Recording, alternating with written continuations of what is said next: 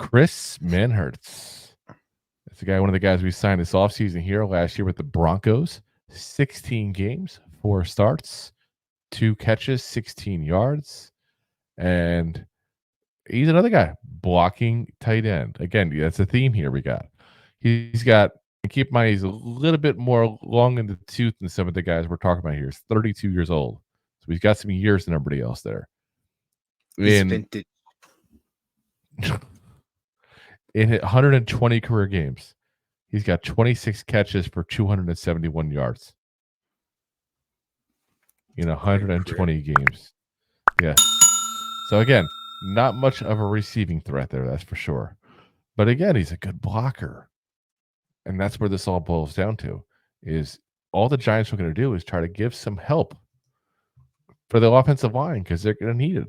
And I think the line will be better than last year. We'll talk about that in a couple episodes here. But they need help. Manhertz got a 56.5 PFF grade last year.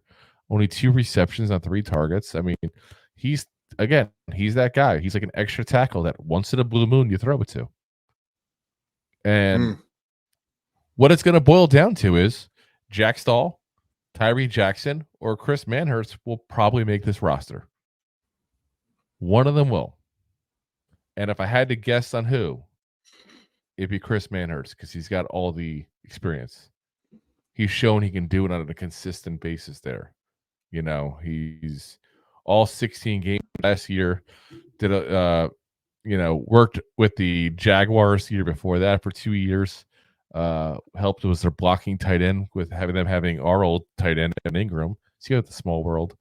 And then before that, 4 years with Carolina. For 4.5 years with Carolina, I should say. I mean, he's been around the league a little while. He's been playing since 2016. It's 8 years, guys. I know it doesn't sound like it. It's a lot of years, but it's 8 years. Actually, it's 9 years. Back. My math's wrong. So, almost 10 years. This will be his 10th year in the league.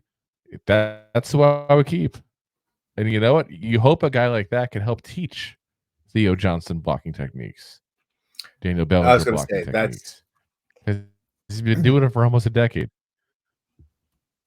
And he's already been helping. So you don't get that from the 26-year-old. You get that from the 32-year-old. Yes. So it makes all the difference. That's my guy I would keep at that point. Yeah, that's my guy I would keep. And I would keep Cager on the practice squad, and either Jackson or Stoll I might try to stash there as well, depending on how many tight ends I want to keep. But I mean, honestly, I think those are guys you can get off the streets later on. Again, not trying to be cruel. Most likely. But it's not like they're that. Or poach it from another practice squad. Yeah. Or somebody just like it, another practice squad. Blocking tight ends, for the most part, kind of a dime of a dozen, unless they're really good. Or they have a long career or something like that, like Manhertz does. So, so that's my pick. That's who I think we should keep there as our blocking tight end. Thanks for listening to Two Giant Goofballs, a New York Giants podcast.